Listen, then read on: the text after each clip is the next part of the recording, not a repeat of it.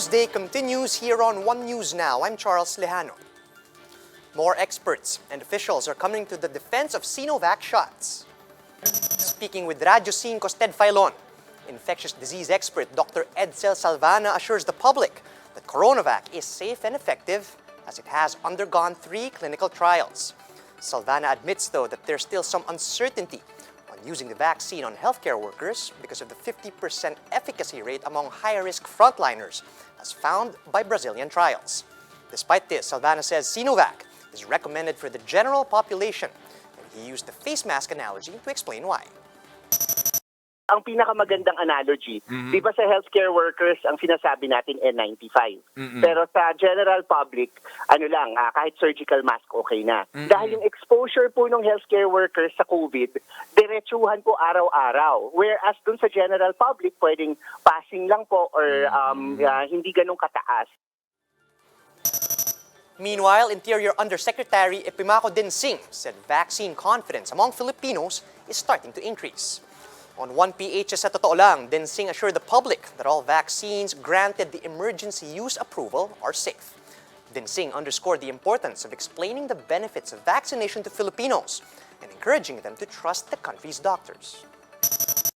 Meron ng study at patunay na kung sabi na kung ang COVID-19 ay leon, pag ikaw ay nabakunahan, magiging kuting na lang ito. So in other words, hindi ka na ma-hospital, hindi ka na ma-ICU, pero magkakaroon ka ng simptomas. Tulfo denies using his position as special envoy to China to get dibs on a distribution deal with Sinopharm and to secure his personal vaccine doses. In an interview with One News' The Chiefs, Tulfo downplayed any conflict of interest, claiming that he is technically not a government official because the special envoy role is, quote, only honorific.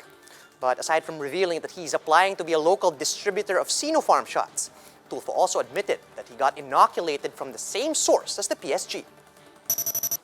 I never used my position as special envoy in securing the vaccine. I just got hold of the vaccine from a friend who smuggled it into the country. Wala ako nakitang conflict of interest dito dahil private citizen naman ako eh.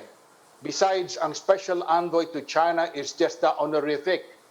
Ang trabaho niya is 1 peso a year. I'm not a government official. Hindi ko ginamit yung aking posisyon.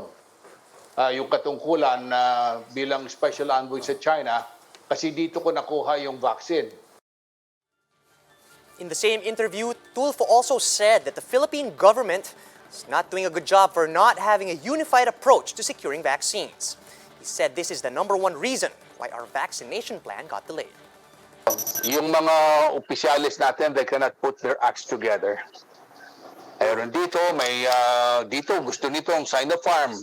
Yung isa Sinovac, yung isa Pfizer, yung isa Moderna. Yung mga opisyal ng administrasyon do not speak in one voice with one voice. Iba-iba, para silang tower of, yung mga nagtatrabaho ng Tower of Babel. Ang masakit niyan, yung sa Zimbabwe, yung hindi magandang yung backward na bansa yan compared to our country, ang Pilipinas. May rollout na sila. Yung mga neighboring countries natin, may mga mass vaccination na. Tayo wala pa. Pope Francis has appointed former Manila Archbishop Luis Antonio Cardinal Tagle as a member of the Vatican's central bank. CBCP has announced that Tagle has been assigned as a member of the administration of the patrimony of the Apostolic See, which acts as the equivalent of a treasury and also oversees real estate holdings and other sovereign assets. Tagle is currently the prefect of the Congregation for the Evangelization of Peoples, which is in charge of the Vatican's missions. We'll be back with more stories after a quick break. Keep it here on One News.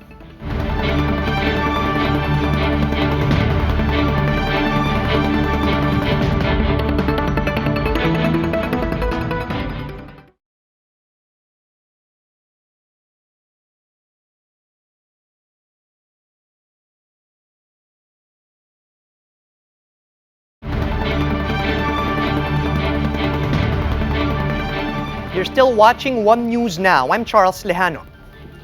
The Agriculture Department's Bantay Presyo Task Force inspected Quezon City wet markets today. This is to check out pork supply and to ensure that retailers are complying with the price cap. To give us details, we have Shaila Francisco reporting to us live from Commonwealth Market. Good morning, Shaila. What do you have for us?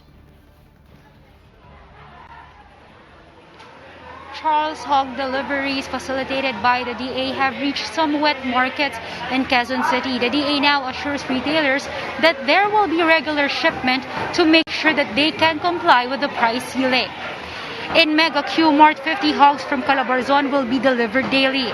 The delivery of these supplies started last night. Each vendor was able to buy one hog at 230 pesos a kilo. But vendors say these deliveries are still not enough for them to recover losses. Here in Commonwealth Market, more than half of the 200 vendors are still not selling pork since Monday. Today's hog deliveries also got delayed. The DA explains majority of the shipments today are from Calabarzon, as some trucks of hogs are still stranded in ports in Visayas and Mindanao. The DA adds that imports under the minimum access volume this year is set to arrive by March or April. As for prices, the DA considers the price ceiling successful as they claim most retailers are complying and that no pork is reaching 400 pesos a kilo. They admit, however, there are leakages as some shipments are still diverted to other provinces.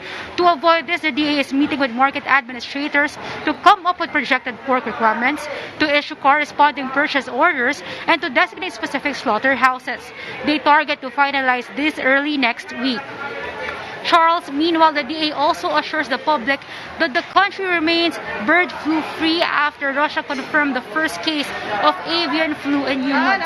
The DA says that Russia is not a major source of chicken in our country and that they already stopped issuing permits to those planning to import there. Charles? Thank you, Shaila Francisco, reporting live from Quezon City. Pork producers believe that the government is wasting time on investigating supposed manipulators of pork prices.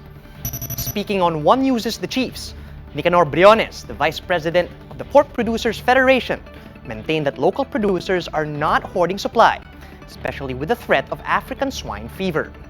Briones also said that the government should instead focus on the supposed pork smuggling at the customs. The group added that the government should support those affected by ASF to stabilize prices. Nagsasayang lang sila ng oras eh. Dahil siyempre, nasabi ko, nagtuturo lang ng may kasalanan ng ating sekretary. Tutukan ninyo yung smuggling ka ako ng baboy at manok dyan sa custom. Dahil yun, sigurado may makikita sila. The remote learning setup is tougher from some students than others. For instance, one hospitality student can't afford an actual oven for his cooking classes. But who's to say he can't make it on his own using just a can of biscuits? Camille Samonte has more details. It has been said time and again, studying in the middle of a pandemic is no easy feat. Take the case of 21-year-old Jovel Bante Jr. Taking up hospitality management in Holy Cross, Davao, it was only a matter of time before he is required to bake. But how can the son of a mechanic and a barangay health staff even afford an oven?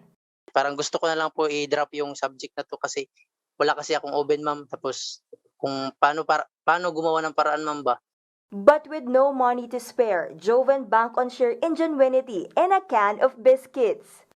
Ano lang, yung pinuntahan ko yung mga bahay na meron ba kayong ganito, ganyan. Tapos hingi na lang ako ng konti. Then sinabi naman sa akin na, okay lang, gamitin mo yan ko. Kasi para sa oven ko na gagawin to, then ayun, binigay sa akin, ma'am. After 5 days, Joven managed to gather enough sand and chicken wire to come up with his DIY oven. It uses coal fire with the sand holding the heat. With it, he was able to bake the perfect yema bread roll. He got a perfect score, even besting classmates complete with equipment. His instructor was all praises. Gusto ko ma-check yung temperature ng oven bago niya i-bake yung bread. So, be proud na pinakita niyo sa akin yung alternative oven niya. Kaya medyo na-amaze and touched sa ginawa ni Joven dahil hindi dahil doon sa oven kundi hindi siya nahiya na sa sitwasyon niya ngayon. Minoza believes Jovel will be a successful chef in the future. Jovel encourages fellow students who are in the same situation to never lose hope. Kung wala kayo, may paraan naman. So dapat talaga yung kailangan niyo pong mag-isip para may paraan po talaga sa eskwela din. For News 5, Camille Samonte, we are One News. World champion golfer Tiger Woods is in the hospital after suffering multiple injuries from a car accident. Woods' vehicle sustained major damage after going off a road and rolling over. The pro golfer had to be extricated from the wreck with jaws of life before he was transported by ambulance to a local hospital. Prayers and well wishes for the athlete are pouring out on Twitter, mostly from fellow sports personalities and celebrities. The Masters, one of the world's most prestigious golf tournaments, has released a statement wishing Tiger a safe recovery.